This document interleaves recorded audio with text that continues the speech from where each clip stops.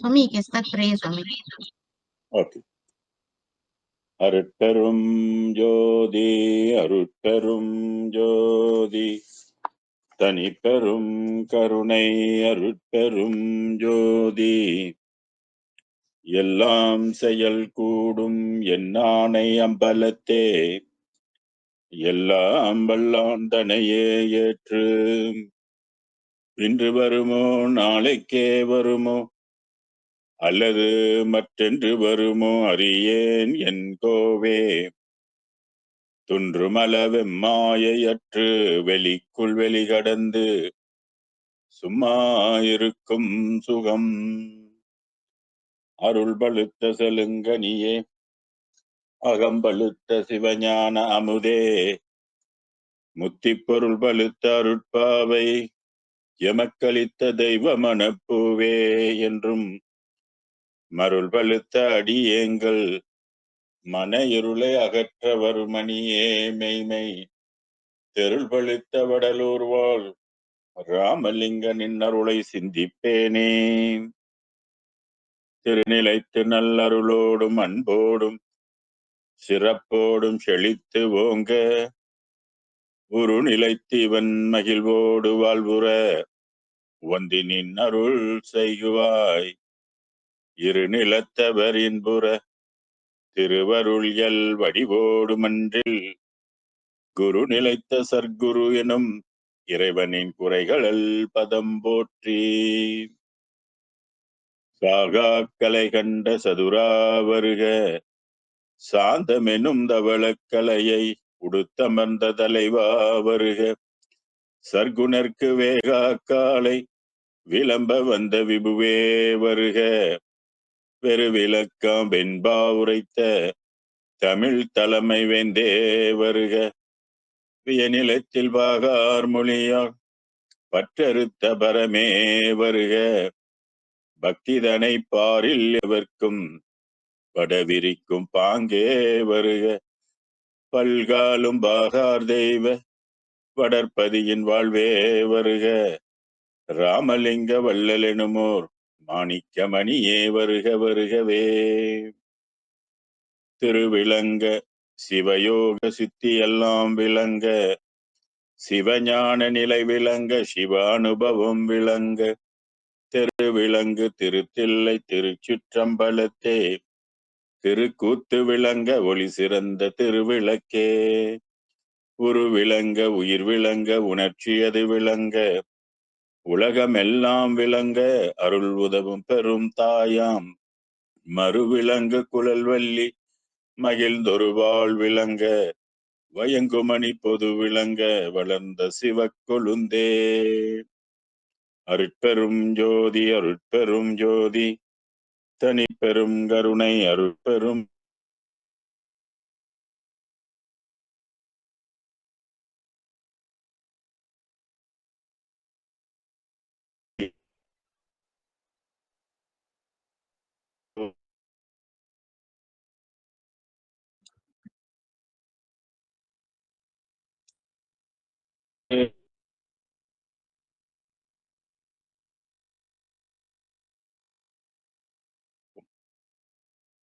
இனிய மாலை வணக்கங்கள்.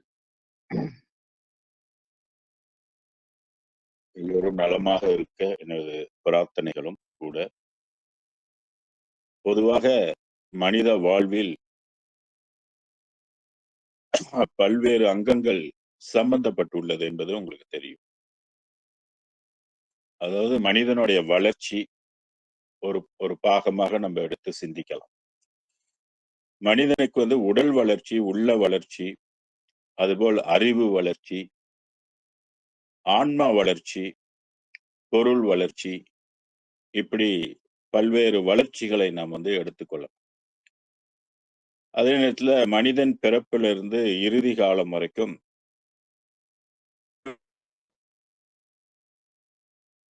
அப்புறம் கல்வி எல்லாம் படித்து முடிந்தனே தொழில் அமைப்பு, தொழில் வளர்ச்சி, தொழில் தேடல், அப்புறம் வருமானம், இப்படிலாம் ஒவ்வொரு அங்கம் இருந்து இந்த வாழ்க்கை ஓடிக்கொண்டிருக்கும்.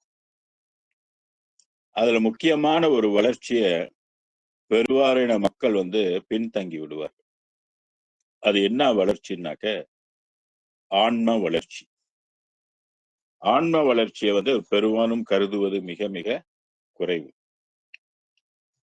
ஏன் அப்படி ஒரு நிலைப்பாடு? ஏன் ஆன்ம வளர்ச்சி மக்கள் விரும்புவதில்லை? அதனுடைய உயர்வை பற்றி தெரிவதில்லை. அதனுடைய உண்மையையும் மக்கள் புரிந்து கொள்வதில்லை. அதனால ஆன்ம வளர்ச்சி குறைந்து, ஏனைய நிலையற்ற வளர்ச்சிகள் தான் அதிகமாக எல்லோரிடமும் காணப்படும். ஒரு 10, 15% மக்கள்கிட்ட ஆன்ம வளர்ச்சிக்காக ஏங்கிக் கொண்டும், அதற்காக பாடுபட்டுக் கொண்டும், தேடிக்கொண்டும் இருப்பாங்க. இன்னொரு விஷயம் நம்ம வந்து தெரிந்து கொள்ளணும். இந்த உலகம் வந்து பார்ப்பதற்கு நித்தியம் போல காட்சி அளித்தாலும், நமது முன்னோர்கள், ரிஷிமார்கள், யோகிமார்கள், சித்தர்கள் எல்லாம் நமக்கு இந்த உலகத்தை மாயை உலகம் என்று குறிப்பிட்டிருக்கிறார். நிலையில்லாத உலகம் என்று சொல்லிக் கொண்டிருக்கிறார். அடிக்கடி மாறுதலுக்குட்பட்டுக் கொண்டிருக்கும் என்று சொல்லியிருக்கிறார்.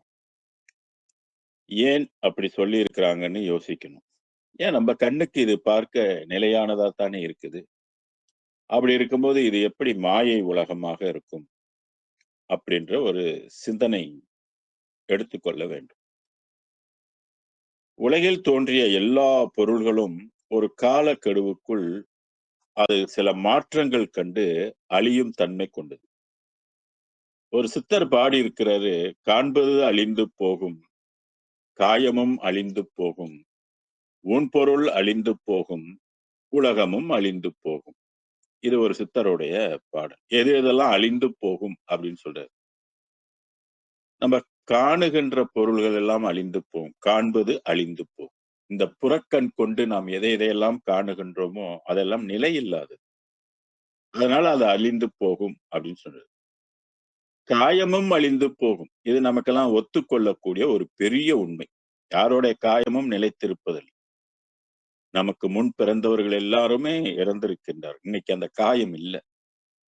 இது எல்லார் வீட்டிலயும் நடக்குகின்ற ஒரு சம்பவம். எல்லாருக்கும் இதுக்கு வந்து மறுப்பு சொல்ல யாராலுமே முடியாது. எல்லாத்துக்கும் எஸ். 100% எஸ் தான் சொல்லி ஆகணும். காயமும் ஊன்பொருள் அழிந்து போகும். இந்த ஊன்பொருள் என்று சொல்லக்கூடிய இந்த உலகத்தில் உள்ள பொருள்கள் எல்லாமே காலத்தால் அழிந்து போகும். ஊன்பொருள் உலகமும் அழிந்து போகும் அப்படின்னு சொல்லியிருக்கு. இந்த பஞ்சபூதத்தினால் ஆன உலகம் நிலையான உலகம் அல்ல. இந்த மாதிரி இந்த உலகம் பல தடவை அழித்து மீண்டும் மீண்டும் உருவாயிருக்குது அப்படின்றதுக்கு சில சித்தருடைய பாடல்கள் அதற்கு சாட்சியமா. எத்தனையோ கோடி யுகங்களை வந்து படைத்தளித்தாய் அம்மா அப்படின்னு கொங்கணர் 500ல இந்த விஷயத்த சொல்லியிருப்பார். அதே போல திருமந்திரத்திலையும் வந்து ஒரு காலத்துல இந்த உலகம் அழிந்து போகும் என்றும் அதுலயும் இருக்கு. எல்லாத்துலயும் இருக்கு. அப்ப நிலை இல்லாதது என்பது நமக்கு தெள்ளத் தெளிவாக தெரியுது. மேலும் இன்னொரு விஷயம் என்ன நம்ம தெரிந்துக்கணும். இந்த உலகம் முற்றிலும் மாயையால் உருவாக்கப்பட்டிருக்குன்னு சொல்லுவோம். இப்ப மாயைனா ஒன்று இருப்பது போல இருக்கும். அப்புறம் அது இல்லாமல் போகும். இப்ப தண்ணி எடுத்துக்கொள்ளுமே. இப்ப தண்ணி என்பது ஒரு பொருள் நம்ம கண்ணுக்கு வந்து தெரிகின்ற ஒன்று. அதனால தண்ணின்னு சொல்றோம். இதே தண்ணிய நம்ம வந்து ஒரு ஹீட் பண்றோமா, ஒரு பானையில போட்டு ஹீட் பண்ணணுமா, சூடு குடுத்தோம்னு சொன்னா, அந்த தண்ணி இல்லாமல் போயிடும். எங்க போயிரும்? அது வந்து ஒரு கூட்டு பொருள். H2Oன்னு சொல்லுவாங்க. ஹைட்ரோஜன் 2 கூறும், ஆக்ஸிஜன் 1 கூறும் சேர்ந்தாக்க தண்ணி. அப்ப அது மூலப்பொருளா அப்படின்னாக்கா மூலப்பொருள் இல்ல அப்படின்ட்டு தெரியுது. அது மாரி அதுதான் மாயைக்குள்ள ஒரு எடுத்துக்காட்டு. அதுபோல இந்த உலகத்தில் உள்ள பல பொருட்கள் வந்து மாயையினால் உருவாக்கப்பட்ட பொருட்கள் அப்படின்னு சொல்லுவாங்க. பஞ்சபூதமே ஒரு மாயை தான் அப்படின்னு சொல்லுவாங்க. இது நிலையில்லாதது அப்படின்னு சொல்லுவாங்க. அதுபோல இன்னொரு சித்தர் சொல்லியிருக்கிறாரு நம்ம திருமூலதேவர். இந்த மாயை வந்து கிட்டத்தட்ட ஒரு 6 கோடி மாயா சக்தி கொண்டது அப்படின்னு சொல்லியிருக்கிறார். இப்படி 6 கோடி மாயா சக்தி கொண்ட ஒரு இருள் வெளியை நம்மனால் வெல்ல முடியுமா? சார், வெல்லுறதுக்கு நம்மகிட்ட பவர் இருக்குதா? எங்க இருந்து பவரை நாம் டேப் பண்ணுவது?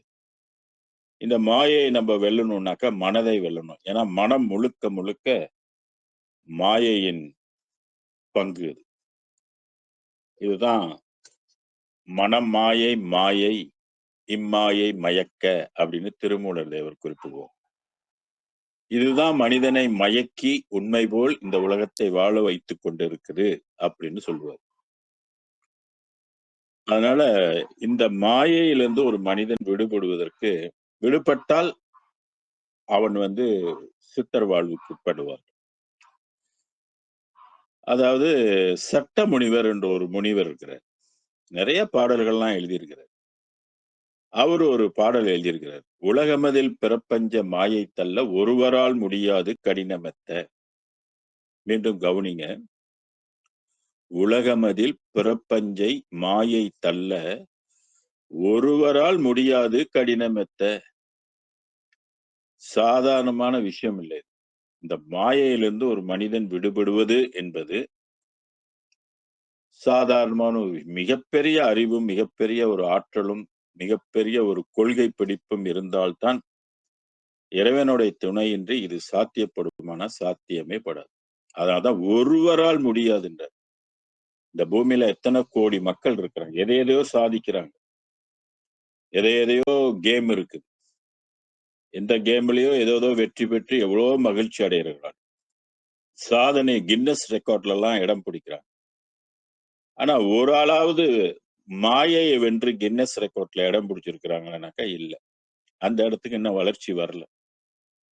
அந்த மாயையை வெல்லுவது என்பது ஒரு மிகப்பெரிய கேம். அது கேம்லயே இது ஒரு மிகப்பெரிய ரகசியமான ஒரு கேம். இந்த மாயை நம்மள பந்தாடிக்கிட்டு இருக்குது. நம்ம இதெல்லாம் மறந்துட்டு ஒரு 2 கோல் கம்பத்தை வச்சுட்டு இந்த பக்கம் ஒரு 11 பேரு, அந்த பக்கம் ஒரு 11 பேரு நின்னு ஒரு பந்தாடுறத பல கோடி மக்கள் கண்டு களிக்கிறாங்க. ஆனா மாயை நம்மள எப்படி பந்தாடுது, பந்தாடி கொண்டு இருக்குது, பந்தாடி விட்டது பல கோடி பேர அப்படின்றது சிந்திப்பது கிடையாது. இத சிந்திச்சா அது சிறப்பறிவு. சிந்திக்கலைன்னா சாதாரண அறிவு, பௌத்திக அறிவு.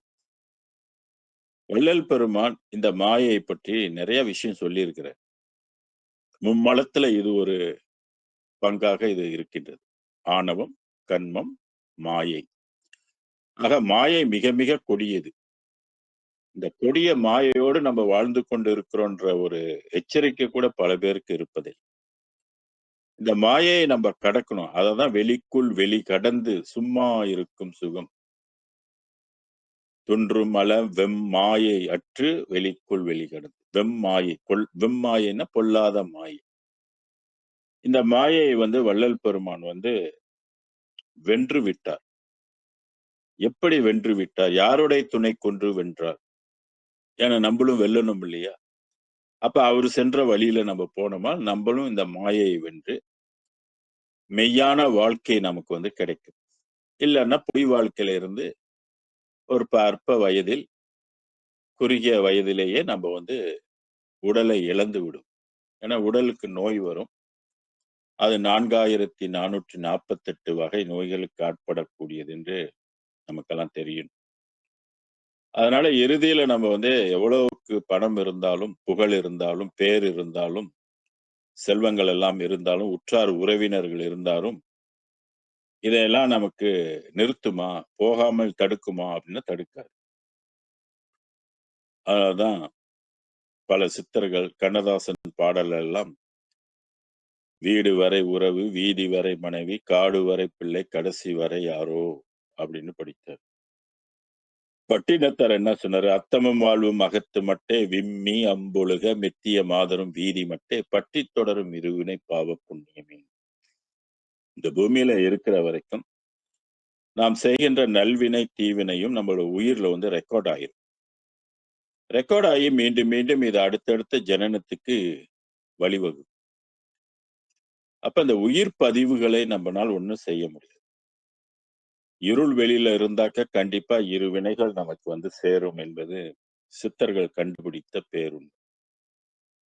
ஆக இந்த மாயையை வள்ளலார் எப்படி வென்றார்? மாயையை பற்றி என்ன சொல்றார் என்று இந்த பாடல்ல நம்ம பார்க்கலாம். வள்ளலார் இன்னும் திருமூலர் 6 கோடி மாயை சொன்னாரு. வள்ளலார் அதுக்கும் மேல இன்னும் பல கோடி மாயை இருக்குதுன்னு சொல்றாரு. ஐயையோ! உள்ள மாயையே நம்மனால ஒண்ணும் பண்ண முடியல. இன்னும் மிச்சம் இருக்கிற சொச்ச மாயையெல்லாம் நம்ம எப்படி வெல்வது? ஆக இவர் வென்று இருக்கின்றார். அதை இந்த பாடல்ல நமக்கு சொல்றார். எண்ணுதோறும் எண்ணுதோறும் என்னுள் இனிக்குதே. இது வந்து எண்ணுதோறும் எண்ணுதோறும். எண்ணுதல் என்பது நினைத்தல். ஏற்கனவே ஞான சரியில்ல வந்து நினைந்து நினைந்து என்ற ஒரு பாடலை நமக்கு தந்திருப்பாரு. இறைவனை வந்து இந்த மன மாயை தான் இல்லன்னு சொல்லல. இந்த மாயை மனம் வந்து இறைவனை வந்து நினைக்கும். இந்த இதை நினைக்க நினைக்க தான் அது நம்மளோட வந்து சாரும்.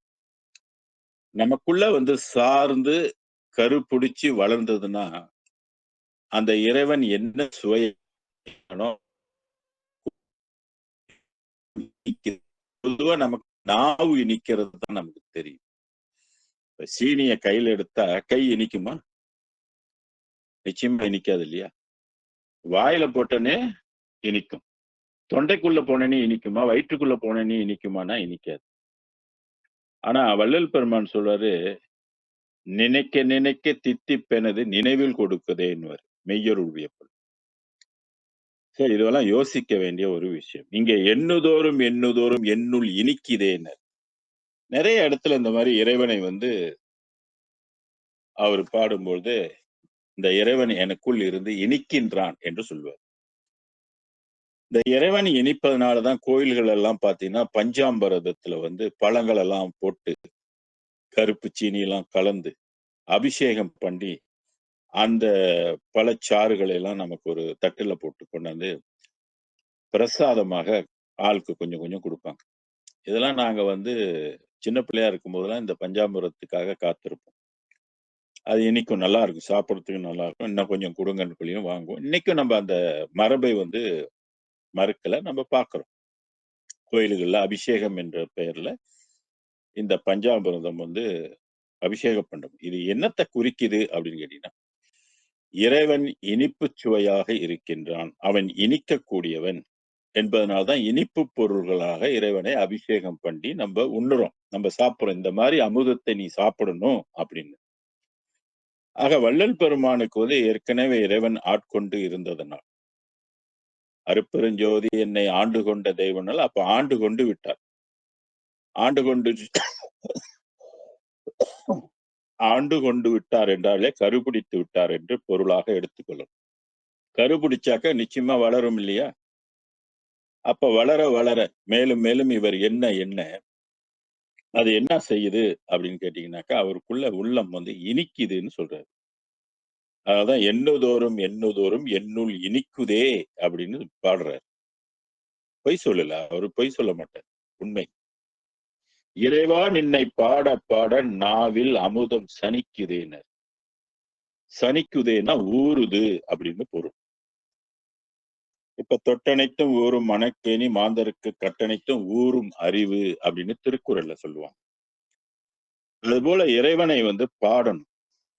இப்ப நம்மளும் வந்து இறைவனை பாட பாட இந்த அருட்பெருஞ்சோதி நாமம் தொடர்ச்சியா நீங்க சொல்லி பாருங்க. உங்க நாவுல வந்து என்சைம்ஸ் வந்து ஊறும். இந்த என்சைம்ஸ வந்து நீங்க துப்பக்கூடாது.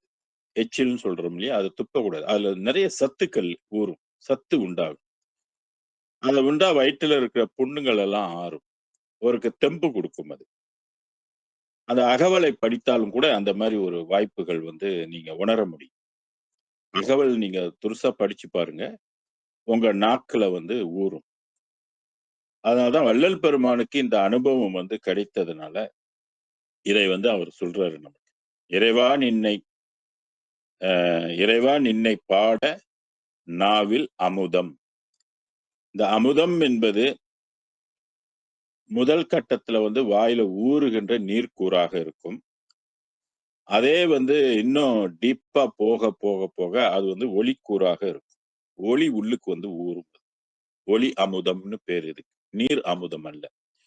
இப்ப நம்பலாம் இன்னும் அருள் காரியப்படாதனால நம்ம படிக்கும்போது நாக்குல வந்து ஊறுகின்றத நம்ம உணர முடியும். அதை உண்டால் ஆரோக்கியத்துக்கு அது ஒரு வழிபிறக்கும். சனிக்குதே என்பது ஊறுதேன்னு சொல்லணும். அப்ப நாவில் அமுதம் சனிக்குது. அப்ப நாவுல வந்து ஊறுது அப்படின்னு சொல்றாரு. கண்ணும் கருத்தும் நின்பால் அன்றி பிறர்பால் செல்லுமோ. கண்ணும் கருத்தும். எப்ப இறைவன் வள்ளல் பெருமானை ஆட்கொண்டு விட்டாரோ, அவருடைய சிந்தனை எல்லாம் யாரை பற்றியே இருக்கும் அப்படின்னு கேட்டீங்கன்னாக்கா, சமய தெய்வங்களை பற்றி இருக்காது. அவருடைய கண்ணும் கருத்தும் யாரை நினைக்கிறாரு அப்படின்னு கேட்டீங்கன்னாக்கா, அருட்பெருஞ்சோதி ஆண்டவரே நினைக்கிறார். சில இடத்துல பெருமான் 6ஆம் திருமுறையில பாடியிருப்பாரு. நான் மற்ற தெய்வங்களை எல்லாம் நின் சாயலாக கண்டேன் அன்றி தலைவன் வேறு எண்ணியதுண்டோ அப்படின்னு சொல்லுவார். அ ஒரு இடத்துல பாடும்போது, குச்சி என்னோட புண்ணுல குத்திய போதிலும், நான் உன்னையே நினைத்தேன் அப்படின்னு சொல்லுவார். மற்ற தெய்வங்களை எல்லாம் நான் நான் நினைக்கல அப்படின்ற ஒரு பாடலும் சொல்லியிருப்பார். அதெல்லாம் நம்ம வைத்து பார்க்கும் பொழுது, இறைவனை பாடுவது ஏன் ஞானசம்பந்தருடைய பாடல்கள் கூட அவரும் சொல்லியிருப்பாரு. இறைவனை பாடுங்க. 10 பாடல் பாடினீங்கன்னா நீங்க பரகதி அடைவீங்கன்னு சொல்லி. அப்ப ஒருக்கமோடு, பக்தியோடு, பொருள் உணர்ந்து நம்ம பாடணும். சொல்லிய பாட்டின் பொருள் உணர்ந்து சொல்வார். பொருள் உணராம சொல்வது ஒரு நிலை. பொருள் உணர்ந்து சொல்வது செல்வர் திருவடிக்கில் அப்படின்னு சொல்லுவார். அப்ப பொருள் உணர்வது என்பது வேறு விஷயம். அது யோகம், ஞானம். அது உணராமல் படிச்சா சரிய கிரியைன்னு எடுத்துக்கொள்ளும். ஆக வள்ளல் பெருமான் இங்கே யோக நிலை, ஞான நிலையிலிருந்து இறைவனை பாடுகின்றார். அதனால் ஞாவில் அவருக்கு அமுதம் ஊறுது அப்படின்னு சொன்னார். கண்ணும் கருத்தும் நின்பால் அன்றி பிறர்பால் சொல்லுமோ. அப்பா அம்மா யாருன்னு தெரிஞ்ச பிற்பாடு அதை விட்டுட்டு வேற எதுல கவனம் போகுமா அப்படின்னா போகாது. கண்டேன் உன்னை. அப்ப இறைவனை கண்டேன். எவ்வளவு பெரிய நுண்பொருள் தெரியுங்களா அது? ஒரு பசுமாட்டினுடைய ரோமத்தை எடுத்து அந்த ரோமத்தை 100ஆக பிளந்து 100ல் 1 எடுத்து 1000ஆக பிளந்து அந்த 1000ல் 1 எடுத்து 1,00,000 கூறு போட்டு அந்த 1,00,000ல் 1 எடுத்து 1,00,00,000 கூறு போட்டாக்க அதுதான் அருட்பெரும் ஜோதி. இது என்னான்னு சொல்றது போங்க. இதை பெருமான் கண்டேன் அப்படின்னு சொல்றாரு. நமக்கெல்லாம் சான்ஸ் உண்டா? நம்ம கண்ணுக்கு இதெல்லாம் பார்க்க முடியுமா? அப்ப மனிதனுக்குள்ள இருக்கின்ற பெரிய ரகசியத்தை நம்மெல்லாம் பார்த்துங்க. ஒரு மனிதன் கண்டிருக்கின்றான். எவ்வளவு நுண்ணிய பொருளை அவன் காணுகின்றான் என்றால், மற்றவர்களுக்கும் இது காண முடியும் என்பதுதான் அதோட பொருள். ஆனால் என்ன துணை வேண்டும்? அருள் துணை வேண்டும். இந்த இடத்துல தான் பொருள் எல்லாம் ஒதுக்கி அருள் முன்னிலை நினைக்கின்றது. அதனால்தான் பொருளை மட்டும் வச்சுக்கிட்டு நம்ம இதெல்லாம் பார்க்க முடியாது. அருள் துணை வேண்டும். பெரிய அரசனாக இருந்தாலும் கூட இதெல்லாம் பார்க்க முடியும். அவனுக்கு அருள் துணை வேண்டும். அருள் துணை உள்ளவர்கள் அருட்பெருஞ்சோதியை காணுகின்றார்கள். அருட்பெருஞ்சோதி இல்லாதவர்கள் காண முடியாமல் வெறும் படத்தை வைத்து ஜோதியை வைத்து பார்த்து கொண்டிருக்கிறார்கள். இதுதான் வித்தியாசம். புறஜோதியை தான் எல்லாரும் காத்துக் கொண்டிருக்கிறாங்க. உண்மையான அகஜோதியை பார்ப்பது இல்லை. வள்ளல் பெருமானை முதலாக கண்டேன் உன்னை அப்படின்னு சொல்றாரு. இது நவகோடி சித்த ரிஷிகணங்களுக்கும் சிவபெருமானுக்கும் மும்மூர்த்திகளுக்கும் ஐவர்களுக்கும் மதத் தலைவர்களுக்கும் அடுத்து மத தெய்வங்களுக்கெல்லாம் தெரியுமா? மத குருமார்களுக்கெல்லாம் தெரியுமா? அப்படின்னாக்க பராபரையில உள்ளவங்களுக்கெல்லாம் தெரியுமா? அப்படின்னா யாருக்கும் தெரியாது. யாரும் கண்டதில்லை. இது 19ஆம் நூற்றாண்டில் வந்த ஒரு பேருண்மை. இறைவன் தன்னை முழுமையாக மறைத்துக் கொண்டு 19ஆம் நூற்றாண்டில் தான் இந்த உண்மையை வள்ளல் பெருமானுக்கு வழங்குகின்றான் என்ற ஒரு செய்தியும் நாம் நம்பிக்கொள்ள வேண்டும். வேற வழி இல்லை. ஏன்னா இந்த அருட்பெருஞ்சோதி ஆண்டவரை இதற்கு முன்பு யாரும் கண்டவரை இல்லை. நால்வர்கள் கூட கண்டதில்லை. அதுக்கு நிறைய பாடல்கள் சாட்சியாக 6ஆம் திருமுறையில் இருக்கு. நீங்கள் அதை போய் பார்க்கலாம். இங்கே கண்டேன் உன்னை இனிமேல் என்னை மாயை வெல்லுமோ அப்படின்னு சொல்றாரு. இதான் வரி. இனிமேல் என்னை மாயை வெல்லுமோன்ற நான் சற்று முன்பு ஆரம்பத்துல இருந்தே என்ன சொல்லிட்டு இருந்தேன். இத உலகம் மாயை. இந்த மனம் ஒரு மாயை. எல்லாமே மாயையாகத்தான் இருக்குது. ஆக இந்த மாயை 6 கோடி பவர் கொண்டதாக இருக்கு. 6 கோடி சக்தி மாயைன்னு சொல்லுவாரு திருமூலர். ஆக இவ்ளோ பெரிய ஒரு மாயை, இவ்ளோ சக்தி வாய்ந்த மாயையை வள்ளல் பெருமான் எப்படி வென்றார்? இனிமேல் அப்படின்றார். இனிமேல் என்னை மாயை வெல்லுமோன்றார். எப்படி வெற்றி கொண்டார்? அதுதான் அருட்பெரும் ஜோதியினுடைய தனித்திறம். அருட்பெருஞ்சோதியினுடைய அருளை பெற்றார். மாயை என்னங்க? ஆணவம், கன்மம் எல்லாமே அற்றுப் போயிடும். மும்மலங்கள் எல்லாம் அற்றுப் போயி, உண்மை வெளிச்சத்துக்கு வரும். உண்மையை நாம் அறிந்து கொள்ளலாம். உண்மை உலகத்தை நாம் அறிந்து கொள்ளலாம். உண்மை அறிவை நாம் அறிந்து கொள்ளலாம். உண்மையான நிலையை நாம் அறிந்து கொள்ளலாம். மாயையில இருக்கனால நமக்கு ஒன்றும் தெரிவதில்லை. அதனாலதான் சொன்னாரு, இனிமேல் என்னை மாயை வெல்லுமோ அப்படின்னாரு. அதான் துன்றுமல வெம்மாயை அற்று வெளிக்குள் வெளிகடந்து சும்மா இருக்கும் சுகம். இந்த சும்மா இருக்கும் சுகம் என்பது தத்துவங்கள் இன்றி இருக்கின்ற நிலை.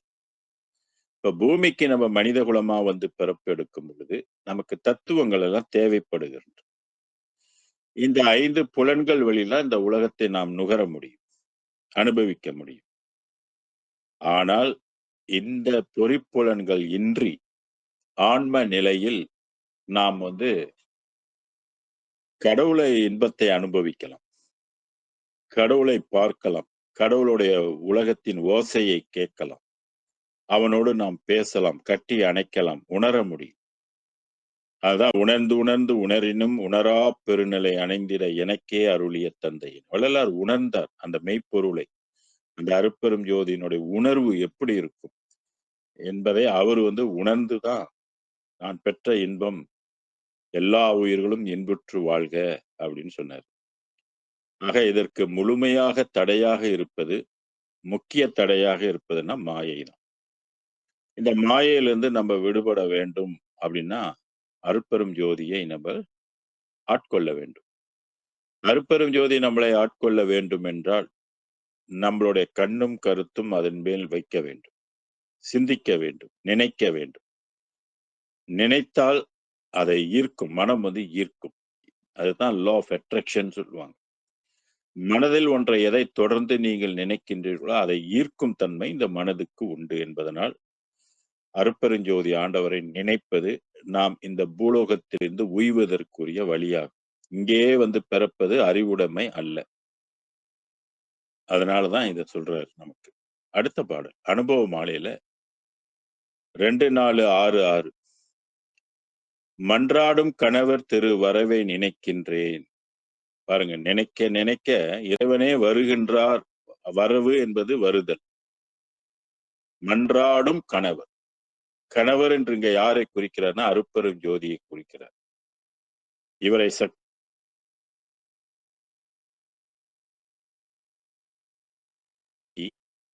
ஜீவசக்தியாக நினைத்து இறைவனை கணவராக நினைக்கின்றார்.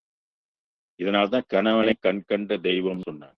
எந்த கணவன் அப்படின்னா நம்ம வீட்டுக்கார சொல்லல, இறைவனை சொன்னாங்க. புல்லானாலும் புருஷன், கல்லானாலும் புருஷன். புருஷன் என்பதும் அந்த கணவனை குறிக்கும். புல்லானாலும் அது இறைவன் இருக்கிறான், கல்லானாலும் ஜடப்பொருளாகவும் அதுக்குள் இறைவன் இருக்கிறான் என்ற தத்துவத்தை நமக்கு சொன்னாங்க. புல்லானாலும் புருஷன், கல்லானாலும் புருஷன். ஆக இங்கே மன்றாடும் கணவர் திரு வரவை நினைக்கின்றேன் அப்படின்னு இங்க சொல்றாரு. மகிழ்ந்து நினைத்திடும் தோறும் மனம் கனிவுற்று உருகி. பாருங்க, இதை நினைக்கும் தோறும் நினைவுக்கு எவ்வளவு பவர் இருக்குன்னு பாருங்க. மகிழ்ந்து நினைத்திடும் தோறும் இறைவனை நினைப்பதன் மூலமாக மனம் கனிவுற்று அப்படின்னு சொன்ன. மனம் கனிதுன்றாரு.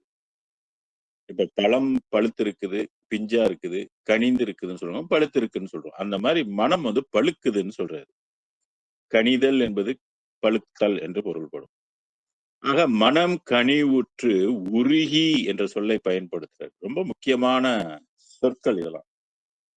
உருகுதல் என்பது மெல்ட் மெல்ட் ஆகுது. அப்ப மாயை மனம் என்ன ஆகுதுன்னா உருகுது. உருகுனால் என்ன ஆகும்? தண்ணியாக கண்கள் மூலியமாக எல்லாம் வெளிய வரும். அதனால்தான் காதலாகி கசிந்து கண்ணீர் மல்கி ஓதுவார் தம்மை நன்னெறி குவிப்பது வேதம் நான்கினும் மெய்ப்பொருளாவது நாதன் நாமம் நம சிவாய.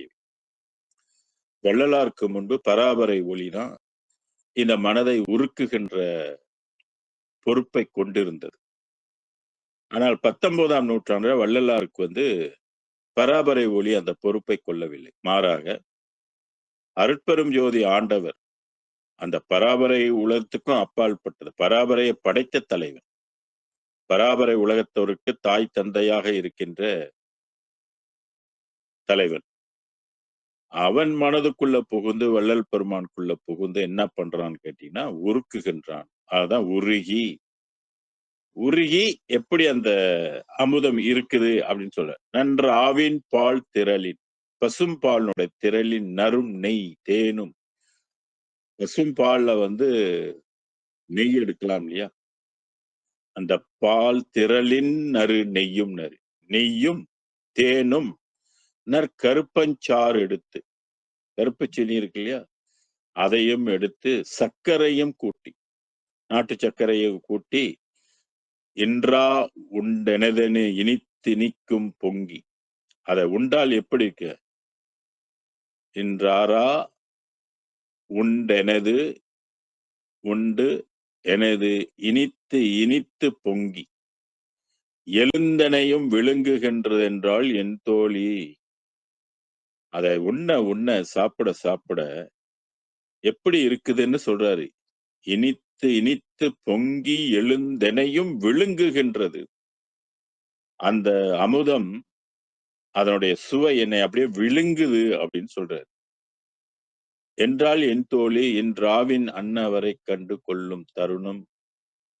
இன்றாவின் அன்னவரை கண்டு கொள்ளும் தருணம். ஆவி அப்படின்றா இந்த ஆவினா உயிர். அந்த உயிர் அன்னவரை கண்டு கொள்ளும் தருணம். இறைவனை கண்டு கொள்ளுகின்ற தருணம் 19th செஞ்சுரியாக இது அமைகின்றது. என் சரிதம் எப்படியோ என் புகழ்வேன் அந்தோ. ஹிஸ்டரிய பற்றி சொல்றாரு. என்னோட ஹிஸ்டரி பயோடாத்தான்னு சொல்றோம் இல்லையா? ஒவ்வொரு தலைவர்களுக்கும் ஒவ்வொரு சாதனையாளருக்கும் சில பயோடாத்தா இருக்கும் இல்லையா? அரசியல் தலைவர்கள் ஆட்சியாளர்களுக்கெல்லாம் ஒவ்வொரு பயோடாத்தா இருக்கும். அதுபோல வள்ளல் பெருமானுடைய பயோடாத்தாவை நான் என்னான்னு சொல்லுவேன். சரிதம் எப்படியோ என் புகழ்வேன். என்னான்னு புகழ்வது அந்தோ அப்படின்னு ஆச்சரியப்படு. இதுல இருந்து நமக்கு என்ன தெரிகின்றதுனாக்க ஒரு மனிதன் அமுதம் இறைவன் படைத்திருக்கின்ற அமுதம் அவன் கொண்டு வைத்திருக்கின்ற அமுதத்தை நமக்கு ஊட்டி வளர்த்தால் இந்த உயிர் வளரும், ஒளி உடம்பு வளரும், மிகப்பெரிய பேரின்பம் கைகூடும். நம்மை யார் என்பது நாம் கண்டுகொள்ளலாம். இறைவன் யார் என்பதை கண்டுகொள்ளலாம். நம்மளுடைய சரிதம் எப்படிப்பட்ட சரிதமாக ஆகிவிடும். சாதாரண மனித படைப்பு உள்ளதாக இருக்குமா? இருக்காது. அதுக்கு மிஞ்சின ஒரு சிறப்பு உலகில் இருக்குதானா? இல்லவே இல்லை. அந்த அளவுக்கு உயர்ந்த சிறப்பை வள்ளல் பெருமான் பெற்றிருப்பதை நினைத்து நாம் எல்லாம் மகிழ்ச்சி அடைய வேண்டும். அவரு வழிவகுத்த பாதையில் நம்ம சென்றால் ஏதாவது ஒரு ஜென்மத்தில் நம்மளும் இந்த நிலையை அடையலாம் என்பது இறைவனே 5 சத்தியம் பண்ணி நமக்கு கொடுத்திருக்கிறார். அதனால விடாமுயற்சியாக நாம் என்ன செய்ய வேண்டும் என்றால் கடைபிடிக்க வேண்டும், பாடுபட வேண்டும். பாடுபட்டாதான் இந்த பலன் நமக்கு கிடைக்கும். பாடுபடுவது வீண் போவதில்லை. இறந்து போனாலும் பரவாயில்லை, அதை பத்தி பிரச்சனை இல்லை. ஆனா பாடுபட்ட அந்த புண்ணியம், அந்த செயல்பாடு உங்களிடத்தில் இருக்கும். அதை நாம் நிச்சயமாக கடைபிடித்தால் இந்த லாபத்தை நாம் பெற முடியும். ஆன்ம வாழ்க்கை நமக்கு கைகூடும் என்பது கெஞ்சிற்றும் ஐயமில்லாத ஒரு விஷயம் என்பதை இந்த நன்னாளில் நீங்களாம் தெரிந்து கொள்ள வேண்டும். அடுத்த பாடல் 2-4-8-2 திருச்சிற்றம்பலத்தின்பத் திருவுரு கொண்டின்பத் திருநடம் செய்தருளின்ற திருவடிக்கே தொழும்பாய். நம்ம யாரை தொழுவணும் அப்படின்றது நமக்கு புரியணும். இப்ப வள்ளலாருக்கு முன்பு சைவ சமயத்துல கூறப்பட்டிருக்க தெய்வம் வந்து சிவபெருமான், முருகப்பெருமான், விநாயகப் பெருமான், அ அப்புறம் வந்து துர்க்கை அம்மன், அம்பாள், இன்னும் மற்ற மற்ற வழிபாடு, நாராயண வழிபாடு, அதுக்கப்புறம் சில குருமாரர்கள், குரு வழிபாடு, சூரிய வழிபாடு, இப்படி ஏகப்பட்ட வழிபாடுகள் நம்ம சமயம் வந்து நமக்கு வகுத்து குடுத்திருக்கு. ஆனா இந்த 6 சமயங்களையும் கடந்திருக்கின்றது அருட்பெரும் ஜோதியாக இருப்பதனால், இங்கே நம்பலாம் கொஞ்சம் சிந்திக்கணும். மற்ற 6 தெய்வங்களும் இந்த எல்லையை நமக்கு கொடுக்க முடியுமா? அப்படின்னா கொடுக்க முடியாது. அது நமக்கு நல்லா தெளிவாக தெரியும். இப்ப வள்ளலார் பிறப்பதற்கு முன்பாகவே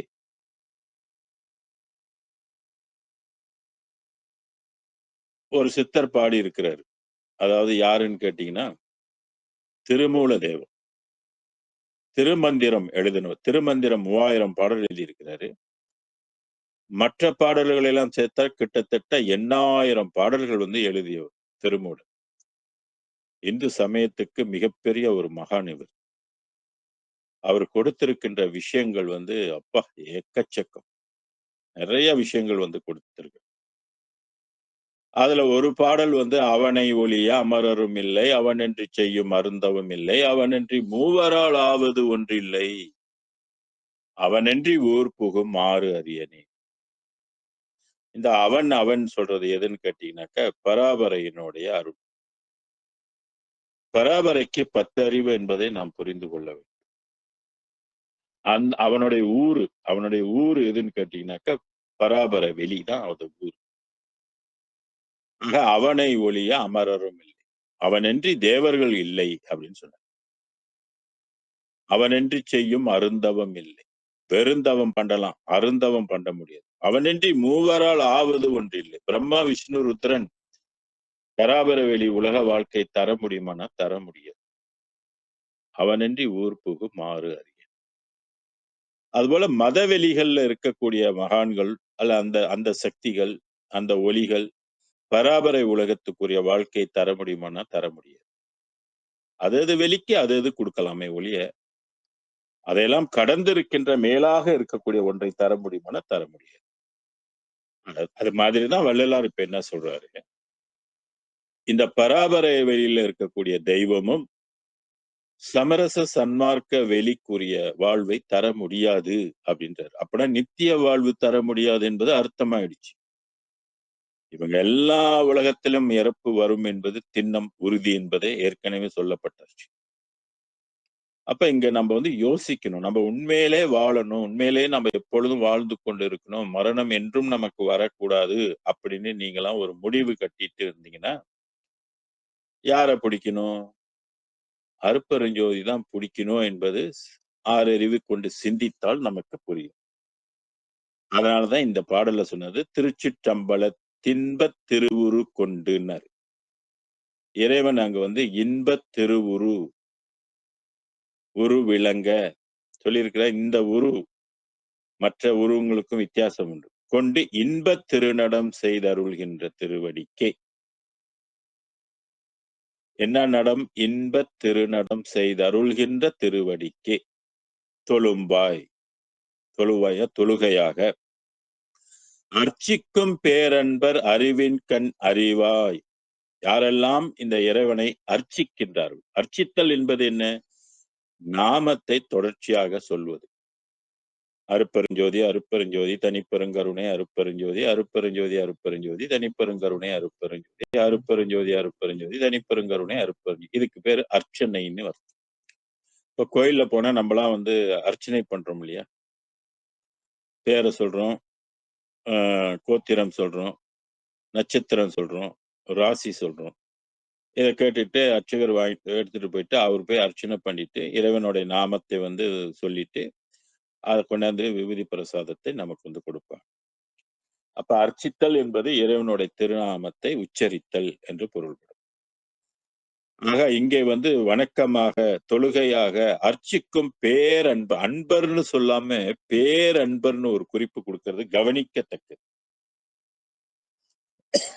அருட்பெருஞ்சோதியை யாரெல்லாம் வணங்குகின்றார்களோ அவர் வெறும் அன்பர் இல்ல.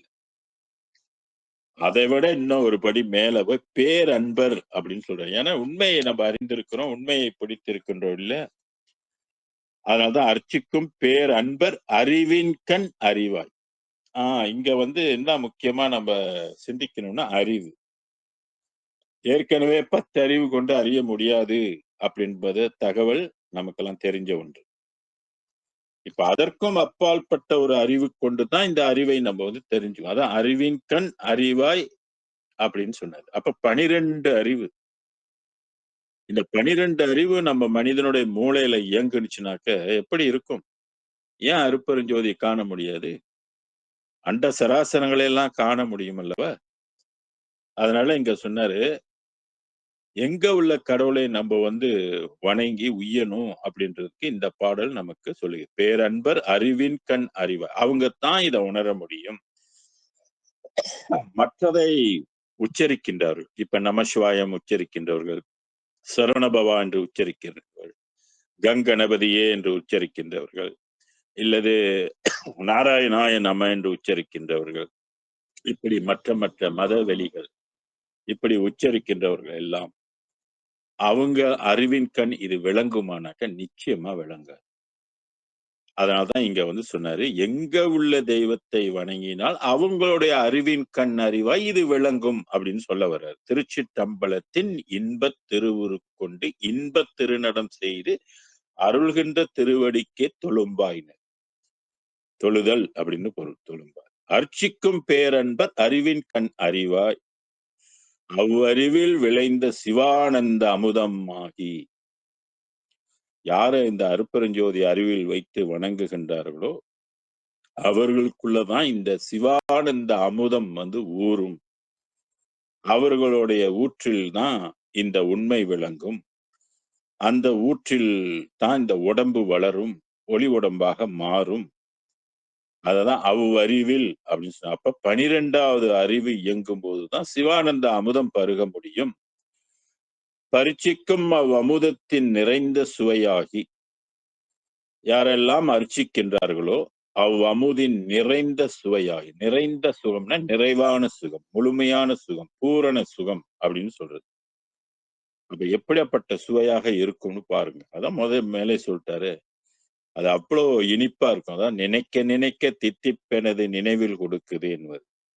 இறைவன் அப்படிப்பட்ட இனிப்பு சுவையாக இருக்கிறான். அதுதான் பராசக்தி கையில பாத்தீங்கன்னா கரும்பு வச்சிருப்பாங்க. அது என்னன்னா இனிப்பானவள் அப்படின்னு சொல்றதுக்காக அது ஒரு தத்துவமாக புறத்துல காட்டுவது. இங்கே நமக்கு வந்து கடவுள் என்ன என்ன சுவையாக இருப்பான்னு சொல்ற நிறைந்த சுவையாகி. இப்ப நம்ம வந்து 6 சுவை தான் உணர முடியும். கசப்பு சுவை, இனிப்பு சுவை, புளிப்பு சுவை, துவர்ப்பு சுவை, அப்புறம் உப்பு சுவை, காரம் சுவை என்று 6 வகை சுவை தான் நம்ம உடம்பை இயக்குகின்றது. இதுல இனிப்பு இருக்குது, இல்லைன்னு சொல்லல. ஆனா இந்த இனிப்பு வந்து ஒரு லிமிட்டட் இனிப்பு தான். இங்க இவங்க சொல்ற இனிப்பு வந்து அப்பப்ப அது வந்து நமக்கு தெரியாது, சொல்ல முடியல. அந்த இனிப்பு அப்படியேப்பட்ட இனிப்பு அப்படின்னு சொல்றாங்க. எல்லா நோய்களையும் தீர்க்கின்ற சுவையாகவும் அது இருக்குதுன்னு வேற பாடி இருக்கிறாங்க. அதான் அர்ச்சிக்கும் அவ்வமுதின் நிறைந்த சுவையாகி பயனாகி. பாருங்க, அந்த அந்த அமுதத்தின் பயன் என்னவாக இருக்கும்? பயனாகி பயத்தின் அனுபவமாகி. அதனுடைய பயத்தோட பயனுடைய அனுபவம். அதனாலதான் இந்த அனுபவ மாலை என்பது சும்மா ஏதோ எழுதினாரு அப்படின்றது இல்ல. வள்ளல் பெருமானுடைய அனுபவம். அந்த இனிப்பை அனுபவிக்கின்றார், அந்த ஆற்றலை அனுபவிக்கின்றார், அந்த சித்திகளை எல்லாம் அவர் செய்து பார்க்கின்றார். இப்படி எல்லா வகையிலும் நிறைந்த ஒரு நிலையாக அதோடைய பயன், அந்த அமுதத்தை உண்டதனால் அந்த அறிவு இயங்கியதினால் அதன் பயணத்தின் அனுபவமாகி நிறைந்தே அர்ச்சிக்கும் என மறைகள் ஆகமங்கள் எல்லாம் ஓதுகின்ற எனில் அவர்தம் ஒளி உரைப்பதெவ்வாறே. அர்ச்சிக்கும் என மறைகள் ஆகமங்கள், இதற்கு முன்பு உள்ள மறைகள் எல்லாம் போற்றுகின்றது, ஓதுகின்றது. எனக்கு மேலேயும் ஒரு கடவுள் இருக்கிறாரா, ஐயோ அப்படி ஒருத்தர் இருக்கிறாரா அப்படின்னு சொல்லி வியந்து ஓதுகின்ற எனில் அவர்தம் ஒளி உரைப்பது எவ்வாறு. அந்த ஒளியை என்னன்னு சொல்றது? ஒளியில எல்லாமே அடங்கி இருக்கின்றது. பல பல டேலண்ட்டுகள் மல்டிபிள் டேலண்ட் வந்து ஒளியில தான் இருக்குது எல்லாமே. ஆனா அந்த ஒளி உலகத்தை வந்து நம்ம சித்திர உலகம் ஏற்கனவே வந்து பராபரை உலகம் வரைக்கும் அடைந்து பாடியிருக்கிறாங்க. ஆனா பாடினாலும் என்னவோ ஒளின்னு நமக்கு வந்து சொல்லாமல் நமக்கு வந்து உருவத்தையும் வந்து அவர்கள் அமைத்து கொடுத்திருக்கிறாங்க. அது ஒரு கால் சாதாரண மக்களுக்காக இருக்கலாம். அதிலேயே புடிச்சுக்கிட்டு இருக்கணுன்றதுக்காக அவருடைய நோக்கம் கிடையாது. நீ படித்து இறைவன் ஒளிமயமாக இருக்கிறான் என்பதற்கு நீ அடுத்து உன்னுடைய அறிவை வளர்த்துக் கொள்ளணும் அப்படின்றதுக்காக வைத்தார். ஆனா கடைசி வரைக்கும் உருவத்திலேயே புடிச்சு மாண்டு போனவர்கள் கோடாகோடி பேர். அதனாலதான் ஒரு சித்தர் சிவவாக்கியர் பாடினாரு. ஓடி ஓடி ஓடியே உட்கலந்த ஜோதியை நாடி நாடி நாடியே நாட்களும் கழிந்து போய் வாடி வாடி வாடியே மாண்டு போன மாந்தர்கள் கோடி கோடி கோடியே எண்ணிறைந்த கோடியேன்னு எல்லாம் புற வழிபாட்டோடு நின்று போனாங்க. புறத்துல உள்ள உருவத்தை கண்டு இதுதான் கடவுள் என்று நம்பிக்கொண்டு தனக்குள் இருக்கின்ற கடவுளை வந்து அவர்கள் மறந்து விட்டார். திருமூலர் சொல்வது போல உள்ளத்து ஒருவனை உள்ளொரும் சோதியை உள்ளம் ஒரு அடி விட்டு நீங்கா ஒருவனை உள்ளமும் தானும் உடனே இருக்கினும் உள்ளம் அவனை உருவறியாது. மாயை உள்ள எப்படிங்க அடையும்? தெரியாது இல்லையா? அப்ப மாயை விலகுனாதானே அதுக்குள்ள இருக்கிற ஒளி தெரியும். சோ மாயையினால் மறைப்புண்டவர்கள் எல்லாம் மாண்டுதான் போகணும். வேற வழியே கிடையாது. நமக்குள்ள இருக்கிற ஒளியை காண்பதற்கு யோகம் சித்திக்கணும்.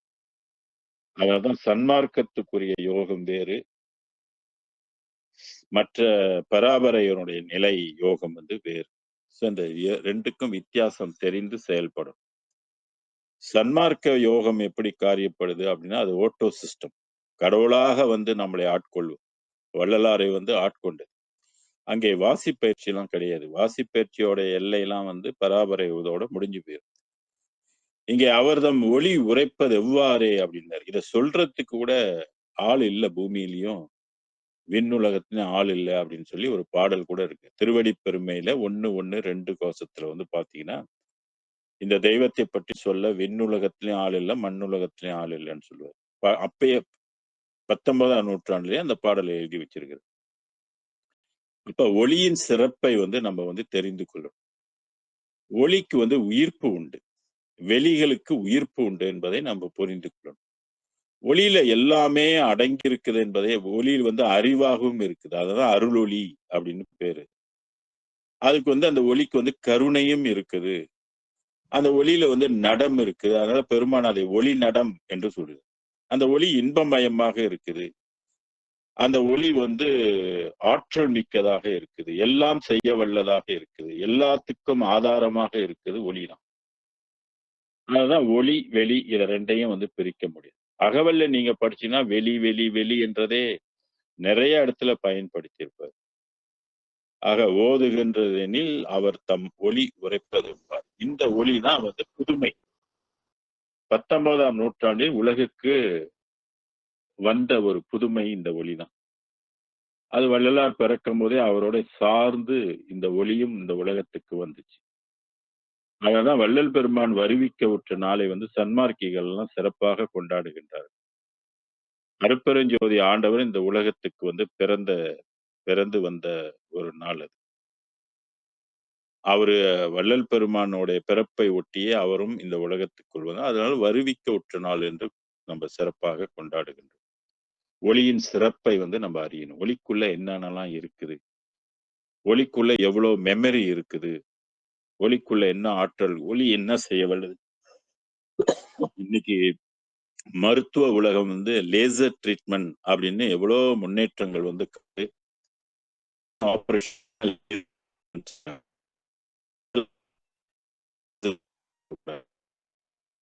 இருக்கிற கட்டியை உடைக்கிறதுக்கு எல்லாம் லேசர் ட்ரீட்மெண்ட் கொடுக்குறாங்க. இது மாதிரி ஏகப்பட்ட லேசர் ட்ரீட்மெண்ட்கள் வந்து இன்னைக்கு தொடக்கத்துல எல்லாம் இருக்குது. இந்த ஒளி வந்து இது ஒரு வகை ஒளி. இப்ப உண்மையான ஒரிஜினல் ஒளி. ஒளிக்கு அறிவு இருக்கு இல்லையா? இப்ப ஆர்டிபிஷியல் இன்டெலிஜென்ஸ் சொல்லி என்னென்னமோ நடந்துகிட்டு இருக்கு. இவ்வளவு வியப்பான விஷயங்கள்லாம் ஓடிக்கிட்டு இருக்கு. ஆனா ஓஐன்னு ஒண்ணு இருக்கு இல்லையா? ஒரிஜினல் இன்டெலிஜென்ஸ்னு ஒண்ணு இருக்கு இல்லையா? அப்ப ஓஆயிக்கு இன்னும் எவ்வளவு சிறப்புகள்லாம் இருக்கும்னு நீங்க யோசிச்சு பாருங்க. இந்த 6ஆம் திருமுறையை படிச்சாக்க ஓ ஒரிஜினல் இன்டெலிஜென்ஸ் ஓஐக்கு வந்து எவ்வளவு இன்டெலிஜென்ஸ் இருக்குது, என்னென்ன செய்ய வல்லது என்றெல்லாம் இந்த 6ஆம் திருமுறையே நமக்கு சாட்சியாக இருக்கு. படிச்சா அதெல்லாம் புரியும். படிக்கலைன்னா ஒண்ணும் தெரியாது. அதான் ஒளியின் சிறப்பை பற்றி நம்ம ஸ்பெஷலாக தெரிந்து கொள்ள வேண்டும். அடுத்த தலைமுறைகள்லாம் ஒளியின் சிறப்பை பற்றி தெரிந்து கொள்ளணும். அதுதான் வள்ளல் பெருமான வந்து தான் கட்டிய ஞான சபையில வந்து உருவங்கள் வைக்காமல் ஒளி தெரப்பிய வந்து வச்சுட்டாரு. ஒளியை பார்க்கின்ற ஒரு வழிபாட்டு முறையை வைத்தார். ஒளியை வணங்குகின்ற ஒரு வழிபாட்டை வைத்தார். அதுல வந்து 7 திரை நீக்கி ஜோதி தரிசனம் தைப்பூச திருநாள் என்று ஏகப்பட்ட மக்கள், லட்சக்கணக்கான மக்கள் அந்த ஜோதி தரிசனத்தை வந்து காண்கின்றார். அப்ப அதுவே ஒரு ஒரு சிறப்பு தானே, அதுவே ஒரு தனித்துவம் தானே. மற்ற கோயில்கள் எல்லாம் நம்ம உருவத்தை தானே பார்க்கிறோம். இங்க மட்டும் ஒளியை மட்டும் தரிசனம் செய்யும். அங்க உருவம் அற்ற நிலை. அதுலயும் அருட்பெருஞ்சோதி மட்டுமே அந்த இடத்துக்கு உரியது. மற்ற வெளிகள் ஆறுபடை வீடு, கைலாசம்,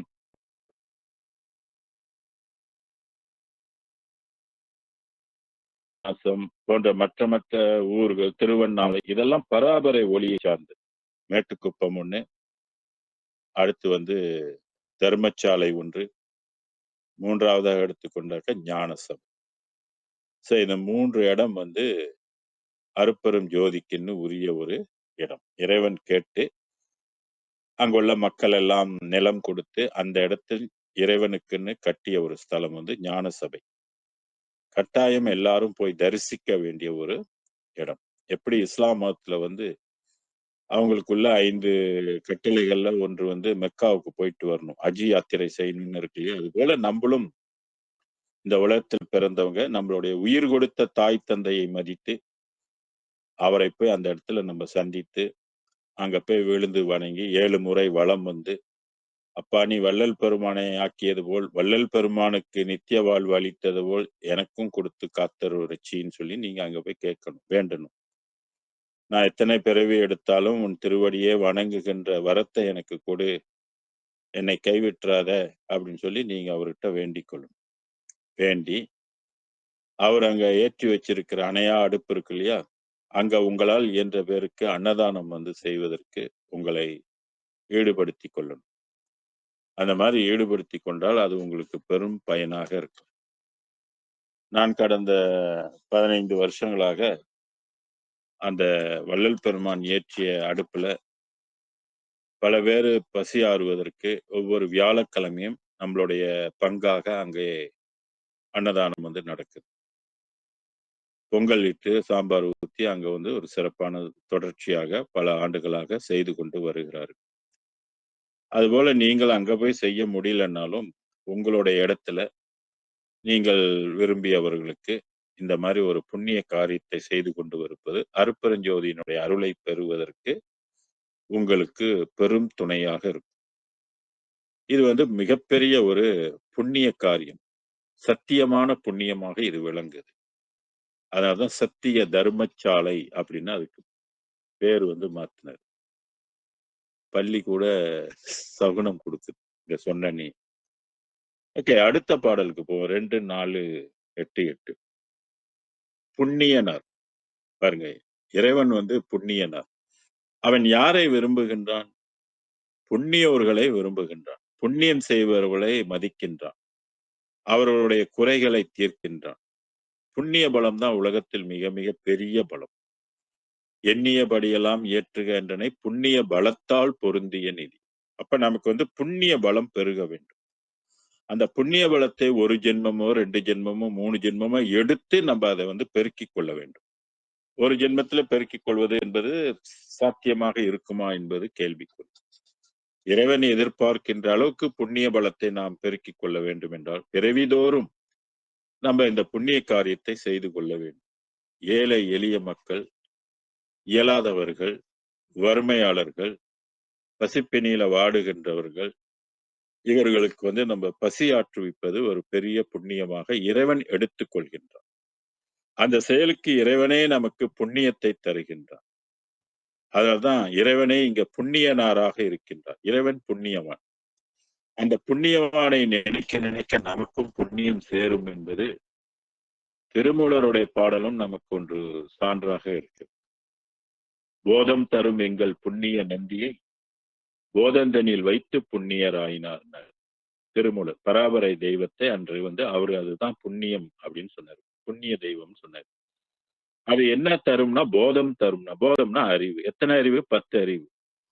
அதனால போதம் தரும் எங்கள் புண்ணிய நந்தியை போதந்தனில் வைத்து புண்ணியராயினார். போதம்னா அறிவில் வைத்து. அப்ப அறிவுல நம்ம இறைவனை நினைக்கணும். அறிவு எங்க இருக்கு? மனதுல தானே அறிவு உதிக்கும். எலும்புலயா சதையிலயா அறிவு உதிக்கும்? இல்ல. மனதுல தான் உதிக்கும். அப்ப மனதுல நம்ம இறைவனை நினைப்பதே ஒரு பெரிய புண்ணியம். அதிலே அருட்பெரும் ஜோதி நினைப்பது இன்னும் பெரும் புண்ணியம். புண்ணியத்தை விட இது பெரிய புண்ணியம். அவனுடைய நாமம் சொல்வது பெரும் புண்ணியம். அவனுடைய வேதத்தை படிப்பது பெரும் புண்ணியம். படிக்க தெரியலனாலும் கேட்பது மிகப்பெரிய புண்ணியம். அதுபோல அவன் எல்லா உயிர்களும் இருக்கின்றான் என்று உயிர் கொள்ளை செய்யாமல் இருப்பது பெரும் புண்ணியம். அந்த உயிர்களின் பசியை போக்குவிப்பது அது ஒரு பெரிய புண்ணியம்.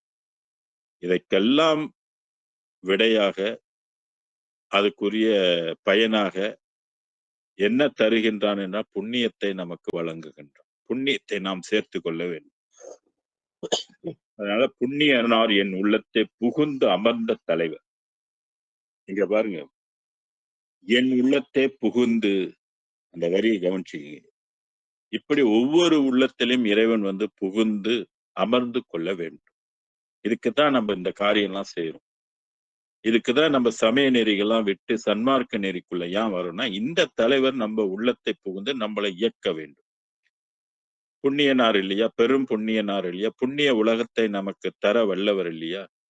புண்ணியமான உடம்பை நமக்கு தர வல்லவர் இல்லையா? அதனால் புண்ணியனார் என் உள்ளத்தை புகுந்து அமர்ந்த தலைவர் அப்படின்னு சொல்றாரு. பொது விளங்க நடுக்கின்ற திருக்கூத்தின் திறத்தை.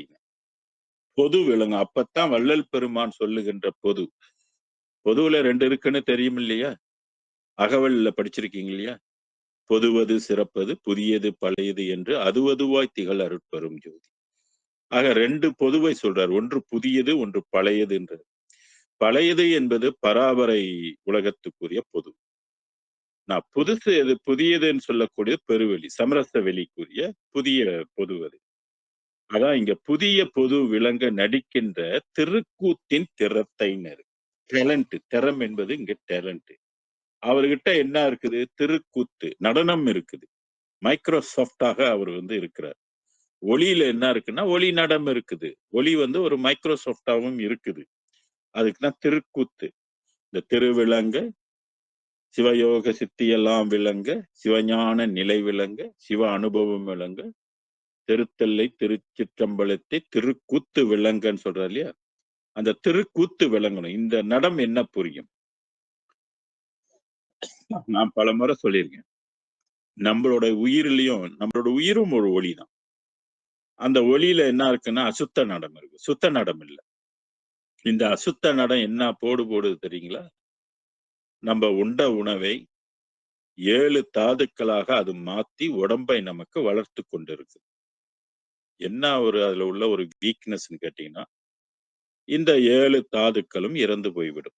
ஒரு குறிப்பிட்ட காலத்துல அந்த செல்ஸ் உடம்பு செத்துக்கொண்டே இருக்கும். புதிய புதிய செல்ஸ் உருவாகிக் கொண்டே இருக்கும். இதுக்கு மெட்டபாலிசம் என்று பெயர். வளர்ச்சிதை மாற்றம் என்று தமிழ்ல இதை சொல்லுவாங்க. அப்பனா நம்ம வாழ்ந்து கொண்டு இருக்கிறோமா, இறந்து கொண்டு இருக்கிறோமானாக்க, செல்ஸ் ரீதியில பாத்தீங்கன்னா நம்மளாம் இறந்து கொண்டு இருக்கிறோம். பேசிக்கா சொன்னாக்கா நம்மளாம் உலகத்துல வாழ்ந்து கொண்டு. இப்படி 2 கெட்ட நிலை மாதிரி நம்மளோட வாழ்க்கையை ஓடிக்கொண்டு இருக்கு. இதெல்லாம் அறிவியலாக சிந்திக்கணும். அருள் அறிவை கொண்டு சிந்திச்சா நான் என்ன சொல்றேன்னு உங்களுக்கு புரியும். அதனால பொது விளங்க நடிக்கின்ற தெருக்கூத்தின் திறத்தை எண்ணிய நான் இந்த சாஃப்ட்வேர் சிஸ்டத்தை வள்ளல் பெருமான் நினைக்கின்றேன் அப்படின்னு சொல்றாரு. உன்னுடைய இறைவனுகிட்ட இருக்கக்கூடிய சாஃப்ட்வேர் இயக்கத்தை, நுண் இயக்கத்தை, ஒளி இயக்கத்தை நான் எண்ணிய நான்றார். எண்ணுதோறும் இப்படி நான் நினைக்கும் தோறும் என்ன செய்த உண்டு பசி தீர்த்தே இருக்கின்றேன். எப்பப்பெல்லாம் இறைவனை நினைக்கின்றாரோ அப்பெல்லாம் வந்து பசி தீர்ந்து விடுகின்றது. இறைவன் அங்கே ஊறுகின்றான். 4 இடத்துல அகம், அகப்புறம், புறப்புறம் என்ற 4 இடத்திலயும் அவர் ஊறி வள்ளல் பெருமானுடைய பசியை தீர்க்கின்றார் அப்படின்னு சொல்றாரு. பசி தீர்ந்தே இருக்கின்றது. நமக்கும் பசிக்குது தானே. காலையில பசிக்குது, மத்தியானம் பசிக்குது, சாயந்தரம் பசிக்குது, ராத்திரி பசிக்குது. இந்த பசி வந்து திருப்பி திருப்பி நமக்கு மீண்டும் மீண்டும் மறுநாள் அதே ரொட்டேஷன் தான். அதே பசி திருப்பியும் வருது, திருப்பியும் வருது. அப்ப இந்த உடம்பு வளருவதற்குத்தான் இந்த பசி கொடுக்கப்பட்டிருக்குது நமக்கு. அதனாலதான் நம்ம சாப்பிட்டுட்டே இருக்கணும். உடம்பு செல்ஸ் உருவாகிட்டே இருக்கு. ஆனா அந்த செல்ஸ் நித்திய செல்ஸா அப்படின்னா இல்ல. எல்லாமே செல்ஸ் செத்து போகும். ரத்த செல்ஸ், இறைச்சி செல்ஸ், நரம்பு செல்ஸ் எல்லாமே போய்கிட்டே இருக்கும். இப்படி போக போக போக ஃபைனலா என்ன ஆகும்? அந்த செல்ஸ் எல்லாம் வந்து முதுமையாகி திருப்பி புது செல்ஸ் வந்து உருவாம செல்ஸ் உள்ளுக்கே எல்லாம் செத்து போய் அங்கங்க எல்லாம் கட்டிகளாக இருக்கும். அதனாலேயே ஆபரேஷன் அது செய்ய வேண்டிய வரும். டெத் செல்ஸ்ங்க தான் இருக்கும். அடிக்கடி நீ என்னை அழைக்கின்றாய். பண்ணுறும் என் தனிக்கணவர் கூத்தாடும் சபையை பார்த்தாலும் பசிப்போமே. அந்த சபையை, பெருவெளியை வந்து பார்த்தாலே பசி அடங்கி போயிரும் அப்படின்னு சொன்னாரு. இந்த மனம் என்ன செய்யுதுன்னா, அடிக்கடி அது வந்து அழைக்குது. "ஏய் சாப்பிடலையா நீ? நீ இவ்வளவு நாள் அதை இதுன்னு சாப்பிட்டியே. இப்ப ஏன் நீ சாப்பிடாம இருக்கிற?" அப்படின்னு தூண்டும்.